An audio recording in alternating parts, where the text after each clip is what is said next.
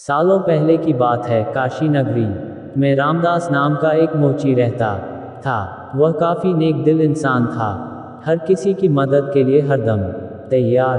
उसके पास कोई भी मदद मांगने के लिए आए तो उसे उदास होकर नहीं लौटना पड़ता था। एक दिन मोची रामदास रोज की तरह अपना मोची का सामान लेकर अपनी दुकान में बैठा हुआ था। उसके पास एक ब्राह्मण आया और अपना जूता सिलने के लिए दिया। जूता सीलते हुए रामदास ने ब्राह्मण से पूछा, आप कहाँ से आए हैं? ब्राह्मण देव ने जवाब दिया, मैं कावेरी तट से यहाँ गंगा माँ के दर्शन करने और नहाने आया हूँ। एकदम से मोची रामदास ने पूछा, क्यों, आज कावेरी नदी में पानी खत्म हो गया है क्या? ब्राह्मण ये बात सुनकर हैरान हो गया। उसने रामदास से कहा, तुम गंगा तट पर रहते हो और ऐसी बात कर रहे हो, क्या तुम्हें गंगा माँ का महत्व नहीं पता? क्या तुम कभी वहाँ स्नान और दर्शन के लिए नहीं गए? रामदास ने जवाब दिया, ना मुझे महत्व पता है और ना मैंने कभी वहाँ स्नान किया है। रामदास आगे कुछ बोलता कि उससे पहले ही ब्राह्मण देव ने कहना शुरू कर दिया, गंगा तट पर रहकर ना गंगा की शक्ति का पता है और ना कुछ और, तभी तो तुम्हारे भाग फूटे हुए हैं। उसके बाद ब्राह्मण ने रामदास को गंगा माँ की महिमा सुनाई। ब्राह्मण की बातें सुनने के बाद रामदास ने कहा, अपना मन साफ हो तो हर तट का पानी गंगा है। इतना कहने के बाद रामदास ने जल्दी से जूता सिला और ब्राह्मण से कहा, आपका जूता ठीक हो गया है, अब गंगा किनारे जाते हुए क्या आप मुझ पर एक एहसान करेंगे? ब्राह्मण देव ने कहा, जरूर, बताओ क्या करना है? रामदास ने अपने जेब से एक साबुत सुपारी का टुकड़ा निकला और कहा, आप जब गंगा में स्नान करेंगे तब उन्हें ये साबुत सुपारी अर्पण कर देना। ब्राह्मण देव ने रामदास के हाथ से वह सुपारी ली और गंगा के किनारे जाने लगे।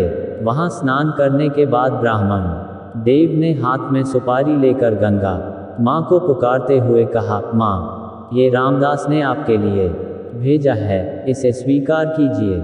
इतना कहकर ब्राह्मण देव ने उस साबुत सुपारी को गंगा में बहा दिया। थोड़ी ही देर में गंगा में एक हाथ बहते हुए आया और ब्राह्मण के पास रुक गया। उस हाथ में एक सोने का एक कंगन था। उसी समय एक आवाज आई, मेरी तरफ से यह कंगन रामदास को दे देना। गंगा माँ की तरफ से रामदास के लिए सोने का कंगन आता देख ब्राह्मण हैरान हो गया। दंग ब्राह्मण ने कंगन को हाथ में उठा लिया। कंगन हाथ में लेते ही ब्राह्मण के मन में लालच आ गया। उसने सोचा कि मैं ये कंगन रामदास को नहीं दूंगा, आखिर रामदास को पता ही कैसे चलेगा कि माँ गंगा ने उसे कंगन देने के लिए कहा है। इस सोच के साथ ब्राह्मण आगे बढ़ने लगा। कुछ दूर जाते ही उसके मन में हुआ कि अगर मैंने ये कंगन बेचा तो पूछताछ होगी और मुझ पर चोरी का इल्जाम लग सकता है। मैं सीधे ये कंगन राजा को देता हूँ, वो खुश हो जाएंगे और इनाम भी देंगे।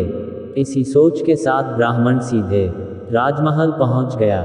वहाँ पहुँचते ही राजा को प्रणाम करके उस ब्राह्मण ने उन्हें कंगन भेंट कर दिया। उस कंगन की चमक से राजा और वहाँ मौजूद दूसरे लोग दंग रह गए। राजा ने कहा, ब्राह्मण देव, ये कंगन देखकर तो लग रहा है मानो ये स्वर्गलोक का है। राजा ने वह कंगन अपनी पत्नी को दे दिया। पत्नी ने जैसे ही कंगन पहना वह खुश हो गई। तभी राजा ने ब्राह्मण से कहा, यह एक कंगन है, मुझे इसका दूसरा जोड़ा भी चाहिए। रानी दोनों हाथों में ये कंगन पहनेंगी, तभी उनकी शोभा और बढ़ेगी। ये सुनते ही ब्राह्मण के पसीने छूट गए। राजा ने तुरंत पूछा, क्या हुआ, आप परेशान क्यों हो गए? ये कंगन चोरी का तो नहीं है ना?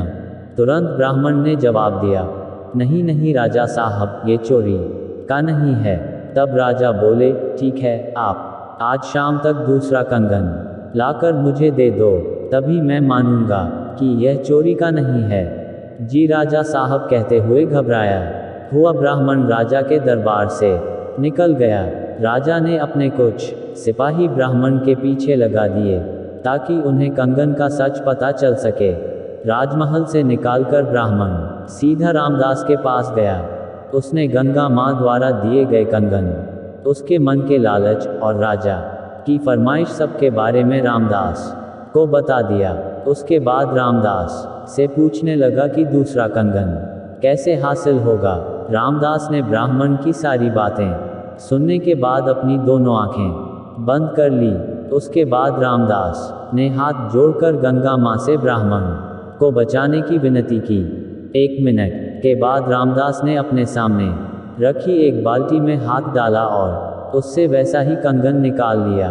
ब्राह्मण ये देखकर हैरान हो गया।